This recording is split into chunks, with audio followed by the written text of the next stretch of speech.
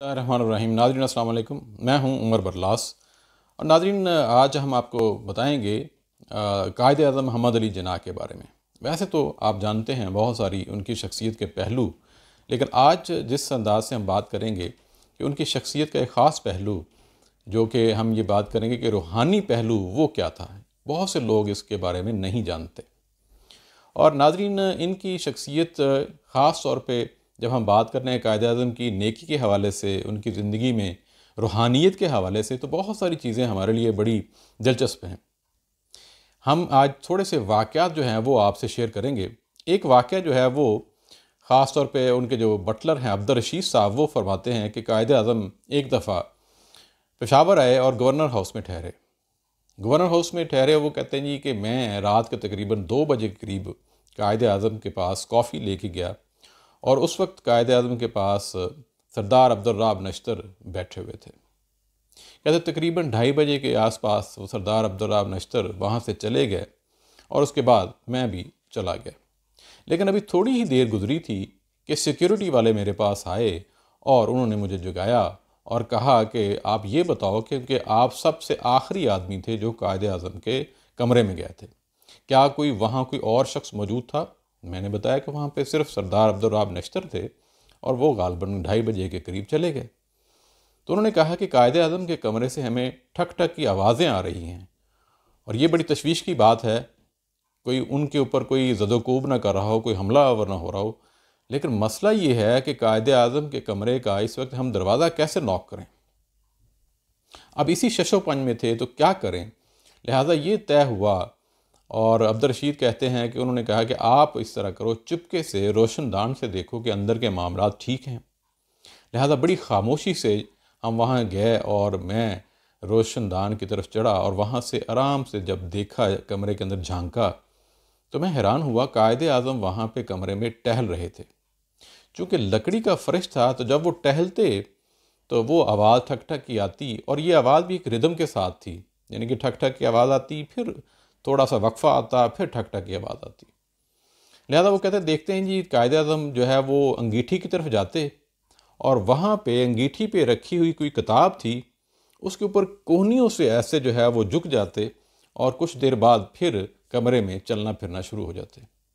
کہتے میں کچھ منٹ تک یہ دیکھتا رہا، اور جب تسلی ہوگی کہ سارے معاملات ٹھیک ہیں تو میں پھر اترا اور سیکیورٹی والوں کو بتایا کہ اندر سب خیریت سے ہے معاملات، اور قائد اعظم وہاں پہ انگیٹھی پہ رکھی ایک کتاب ہے، وہاں جاتے ہیں اور باقاعدہ جھک کے کتاب کو پڑھتے ہیں، اور پھر جو ہے وہ چہل قدمی کرنا شروع کر دیتے ہیں۔ لیکن اس چہل قدمی کے دوران اس کتاب کے الفاظ کو منہ میں دہراتے بھی ہیں، اور تھوڑی سی رنجیدگی کی کیفیت بھی ہوتی ہے، تھوڑی سی رکت والا معاملہ بھی ہوتا ہے۔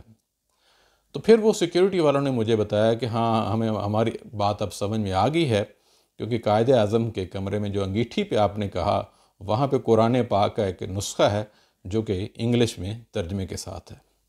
اس کے بعد وہاں پہ جو سپاہی تھے جناب منیر احمد صاحب، وہ بھی بعد میں یہ بیان کرتے ہیں کہ اس کے بعد ایک خاص سلسلہ رہا، اور ہمیشہ جو ہے وہ قائد اعظم رات کے آخری پہر قرآن پاک پڑھتے اور ان کی آیات پہ غور کرتے، اور پھر زار و قطار روتے بھی دیکھا گیا۔ یہاں سے بھی ہمیں اندازہ ہوتا ہے کہ قائد اعظم کی شخصیت کیسی تھی۔ ایک اور واقعہ میں آپ سے شیئر کرتا ہوں۔ خواجہ اشرف صاحب جو وہ بیان کرتے ہیں، وہ کہتے ہیں کہ 3 مارچ جو ہے 1941 میں قائد اعظم لاہور جو ریلوے اسٹیشن کے سامنے جو مسجد، آسٹریلیا مسجد اس کا نام تھا، وہاں ایک دفعہ عصر کی نماز پڑھنے کے لیے گئے، اور یہ وہ وقت تھا جب اندر جو ہے وہ مرزا عبدالحمید صاحب جو ہیں وہ تقریر کر رہے تھے، اور کہتے ہیں کہ تقریباً قائد اعظم جب وہاں پہنچے تو انہوں نے چوڑی دار پاجامہ پہنا ہوا تھا، اچکن تھی، اور بٹلر شوز پہنے ہوئے تھے۔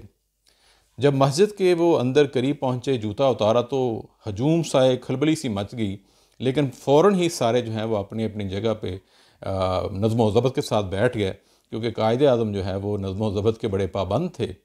اب ہوا کہ جیسے وہ بغلی دروازے میں داخل ہوئے مسجد کے، تو کہتے ہیں کہ وہ آگے تک جو ہے راستہ خود بخود بن گیا تھا، لیکن قائد اعظم آگے نہیں گئے، اگلی صفوں میں نہیں گئے، اور وہیں جو مسجد کے دروازے کے پاس ہی بیٹھ گئے، اور کہتے ہیں کہ میں چونکہ لیٹ آیا ہوں، اس وجہ سے میرا حق نہیں بنتا، اور میں باقی نمازیوں کو بھی تنگ نہیں کرنا چاہتا، لہٰذا وہیں پہ بیٹھ گئے۔ نماز ادا کی۔ نماز ادا کرنے کے بعد جو سب سے پہلا کام کیا انہوں نے، وہ کہتے ہیں وہ فوراً اپنے جوتے جو ہیں انہوں نے اپنے ہاتھ میں لیے، اور یہ ایک منظر تھا کیونکہ قائد اعظم اتنی بڑی شخصیت تھی، ہر ایک کی خوشی اور خواہش یہ تھی کہ وہ قائد اعظم کے جوتے خود پکڑ کے قائد اعظم کو پیش کرتے، لیکن قائد اعظم سے جب جوتا انہوں نے لے لیا تو بڑی کوشش بھی کی لوگوں نے، لیکن انہوں نے کسی کو جوتا نہ دیا۔ وہ اس چیز کو قابل نفرت کہتے تھے کہ آپ یہ بادشاہانہ جو انداز ہے یہ نہیں ہونا چاہیے۔ وہ کہتے ہیں جی خواجہ صاحب کے تقریباً 30 قدم تک قائد اعظم کے ساتھ ساتھ لوگ تھے، اور آپ جو ہے وہ موزے جو پہنے ہوئے تھے انہی موزوں سے ہی چلتے ہوئے وہ گاڑی کے پاس پہنچے اور پھر روانہ ہو گئے۔ یہاں سے بھی اندازہ ہوتا ہے کہ کتنا نظم و ضبط تھا، اور یہ بھی جو خاص طور پہ جو وی آئی پی کلچر ہے کہ اگر نماز کے وہ آخری لمحات میں آپ یہ کہہ لیں کہ نماز شروع ہونے سے پہلے اگر مسجد میں یہ بھی نہیں ہے کہ وہ وی آئی پی کی طرح اگلی ہی صف میں پہنچیں، مطلب چھوٹی سی چھوٹی چیز کسی بھی بڑی شخصیت کو جانچنے کے لیے وہ کافی ہوتی ہے۔ ایک اور واقعہ مولانا حسرت موہانی بیان کرتے ہیں۔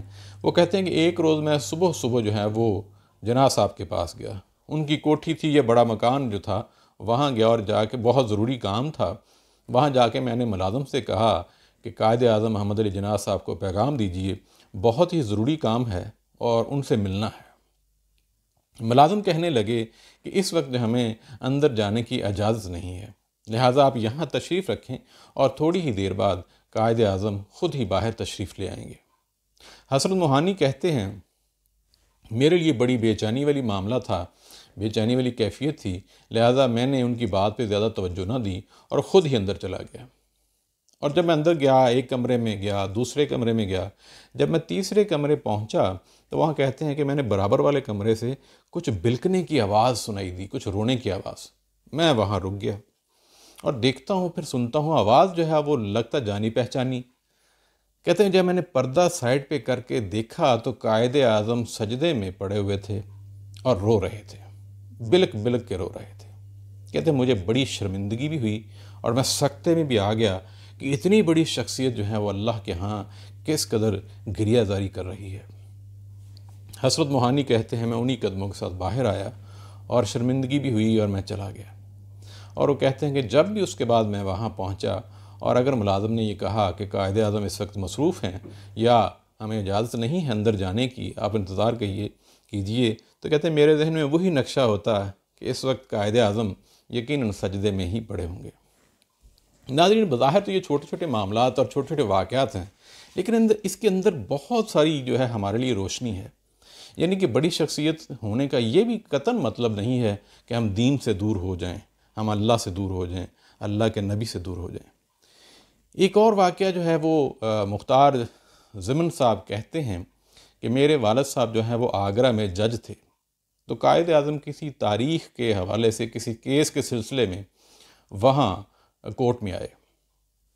جب آگرہ والے جو مسلم لیگی تھے انہیں پتہ چلا تو انہوں نے فوراً وہاں پہ جو ہے وہ ایک جلسے کا انعقاد کیا اور انہوں نے قائد اعظم سے اجازت چاہی کہ آج جو ہے وہ وہاں پہ آپ شرکت کیجئے، مسلم لیگ کا ہم جلسہ رکھنا چاہتے ہیں، تو آپ کی اجازت چاہیے۔ قائد اعظم وہاں پہ کیا کہتے ہیں؟ کہتے ہیں کہ اس وقت میں ایک کیس کے سلسلے میں آیا ہوں اور یہاں کا سارا خرچہ جو ہے میرے کلائنٹ نے برداشت کیا ہے، لہٰذا میرے لیے جائز نہیں ہے کہ میں مسلم لیگ کے جلسے میں شرکت کروں۔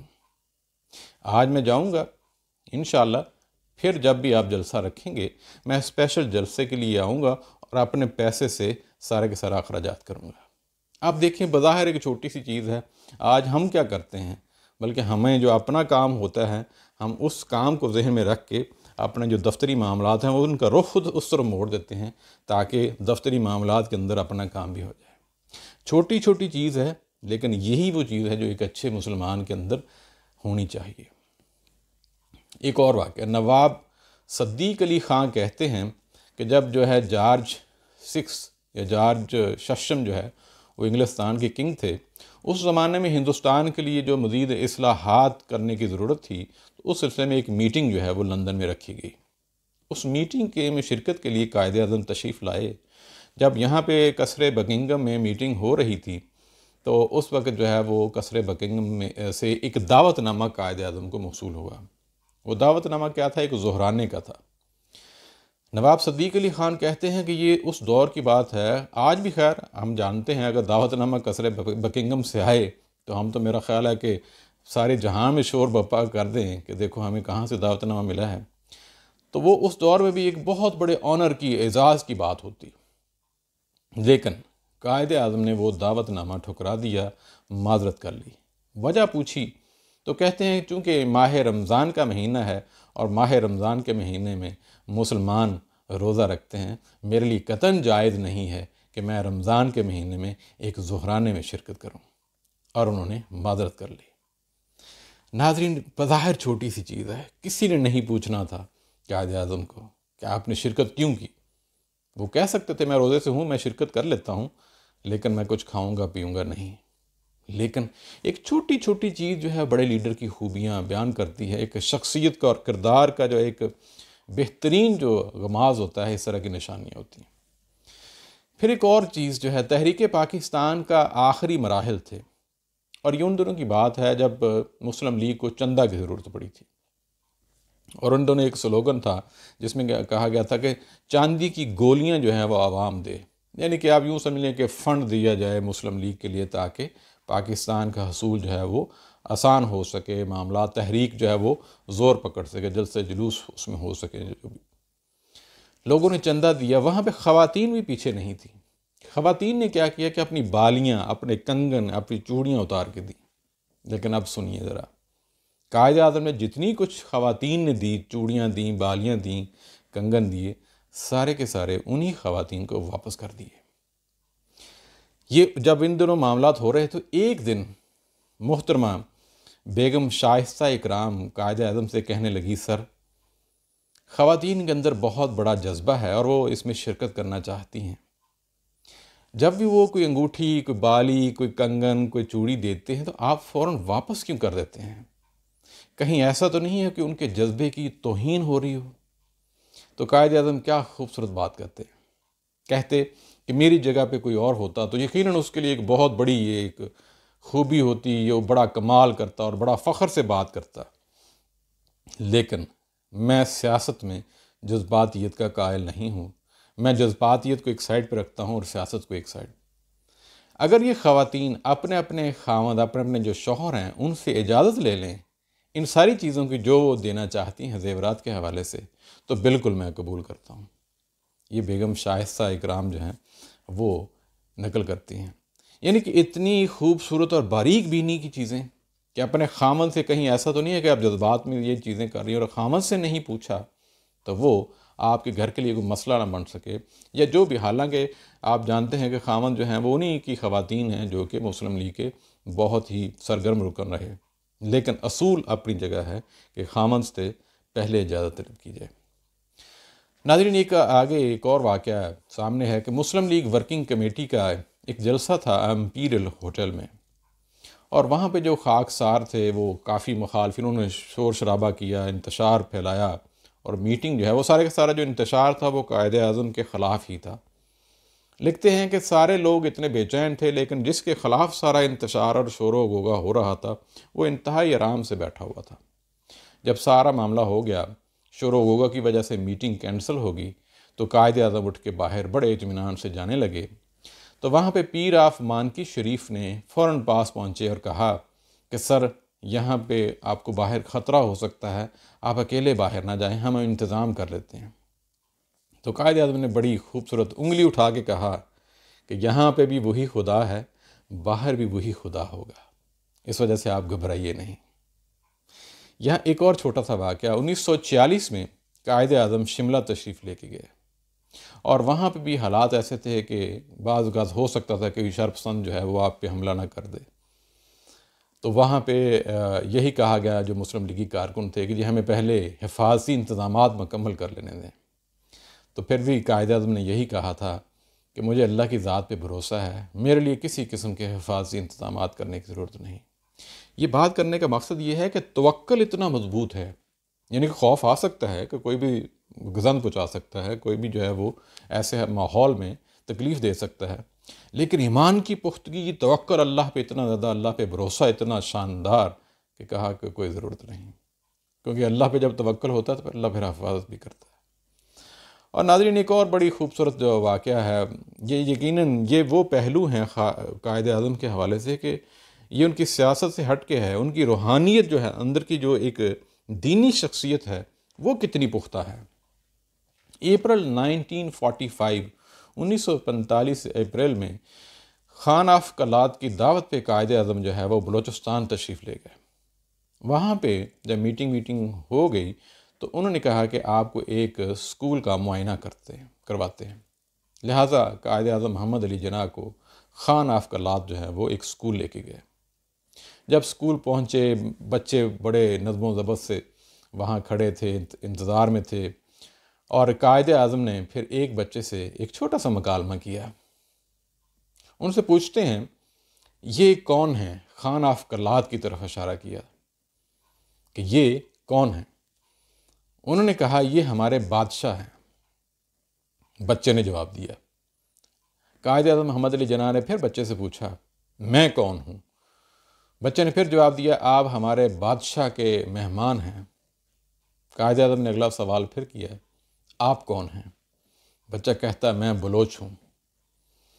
جب یہ مکالمہ چھوٹا سا جو ہے ختم ہوا تو قائد اعظم محمد علی جناح خان آف کلات کی طرف متوجہ ہوئے اور کہنے لگے کہ آج سے آپ انہیں سبق یہ پڑھائیے کہ میں سب سے پہلے مسلمان ہوں، پھر کوئی اور ہوں۔ اور بچوں سے پھر مخاطب ہوئے، کہتے بچوں آپ سب سے پہلے مسلمان ہو، اس کے بعد کوئی اور ہو، بلوچ ہو یا کوئی اور ہو۔ یہ بھی پتہ چلتا ہے اس بات سے بھی کہ مسلمان کو سب سے پہلے ہر چیز سے آگے افضل رکھا، پھر قومیتیں اور باقی بات کی چیزیں۔ ناظرین، ایک اور جو واقعہ ہمارے سامنے ہے، یہ ڈاکٹر ریاض علی شاہ جو ان کے معالج تھے، اور آپ کو پتہ ہی ہے قائد اعظم محمد علی جناح ٹی بی کا ان کو مرض لاحق تھا، اور یہ ٹی بی اسپیشلسٹ تھے ڈاکٹر ریاض علی شاہ۔ وہ لکھتے ہیں کہ ایک بار جو ہے وہ دوا چونکہ ہم دیتے تھے تو اس کا اثر جانچنے کے لیے ہم قائد اعظم کے پاس بیٹھتے تھے، اور ان کو اجازت یہ نہیں دیتے تھے کہ آپ گفتگو نہ کریں تاکہ آپ کے جسم پہ یہ بھاری معاملہ ہو، گفتگو کرنے سے آپ کو تکلیف ہو یا مرض خراب ہونے کا یا بڑھ جانے کا کوئی اندیشہ ہو۔ تو ہم یہ ساری چیزیں جانچنے کے لیے وہاں رکتے تھے۔ تو وہ لکھتے ہیں کہ ایک دفعہ کیا ہوا، قائد اعظم کچھ بولنا چاہتے تھے، جب فکرے منہ پہ آتے تو ہم ان کو سٹاپ کر دیتے، ہم خاموشی کا ریکویسٹ کرتے اور بولنے نہ دیتے۔ لیکن چونکہ یہ کام بار بار ہو رہا تھا تو اس وجہ سے ڈاکٹر ریاض علی شاہ کہتے ہیں کہ ہم نے پھر قائد اعظم محمد علی جناح کو کہا جی آپ فرمائیے جو آپ کہنا چاہتے ہیں کہیے۔ اور یہ بات میں یہاں پہ حرف بہ حرف جو ہے وہ بیان کرنا چاہتا ہوں۔ کیا خوبصورت بات! اور یہ بات کون کر رہا ہے؟ قائد اعظم محمد علی جناح۔ اور یہ بات تو وہی کر سکتا ہے جس کے اندر ایمان اتنا پختہ ہو، جو پکا سچا مسلمان ہو۔ کہتے ہیں کہ وہ جب اس ذہنی کشمکش میں زیادہ وہ بار بار جو ہے وہ بولنا چاہ رہے تو پھر ہم نے کہا بولیے۔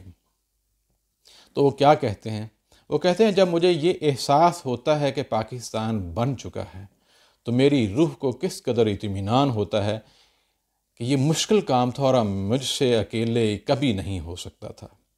میرا ایمان ہے کہ رسول اللہ صلی اللہ علیہ وآلہ وسلم کا روحانی فیض ہے کہ پاکستان وجود میں آیا۔ اب یہ پاکستانیوں کا فرض ہے کہ وہ اسے خلافت راشدہ کا نمونہ بنائیں تاکہ خدا اپنا وعدہ پورا کرے اور مسلمانوں کو زمین کی بادشاہت دے۔ پاکستان میں سب کچھ ہے، اس کی پہاڑیوں، اس کے ریگستانوں اور میدانوں میں نباتات بھی ہیں اور معدنیات بھی ہیں۔ انہیں تسخیر کرنا پاکستانی قوم کا فرض ہے۔ قوم میں نیک نیتی، دیانتداری، اچھے اعمال اور نظم و ضبط سے بنتی ہیں، اور اخلاقی برائیوں، منافقت، زر پرستی اور خود پسندی سے تباہ ہوتی ہیں۔ یہ الفاظ انہوں نے سنے قائد اعظم نے جب یہ کہا تو آپ کو پتہ ہے کہ پھر وہ فوراً لکھ لیے جاتے ہیں اتنی بڑی شخصیت کے الفاظ۔ اب آپ یہ سوچیں کہ ایک اتنی بڑی شخصیت حالت کیا ہے، بستر مرگ پہ ہے، لیکن ان کی سوچ کیا ہے، ان کے اندر دین کی جو وہ ایک قوت ہے وہ کیا کہتی ہے، اور پاکستان کے ساتھ جو جذبہ ہے، جو محبت ہے، وہ کیا کہتا ہے۔ ناظرین، یہ ساری بات شیئر کرنے کا مقصد یہی ہے کہ آج ہم جس رخ میں ہیں ہمیں بار بار قدم قدم پہ دیکھنا ہے کہیں ڈائریکشن غلط تو نہیں ہے۔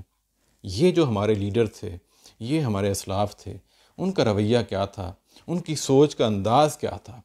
اگر تو ہماری سوچ کا انداز اور ان کی سوچ کا انداز کا رخ ایک طرف ہے تو اطمینان سے محنت کرتے جائیے، انشاءاللہ فلاح ہے۔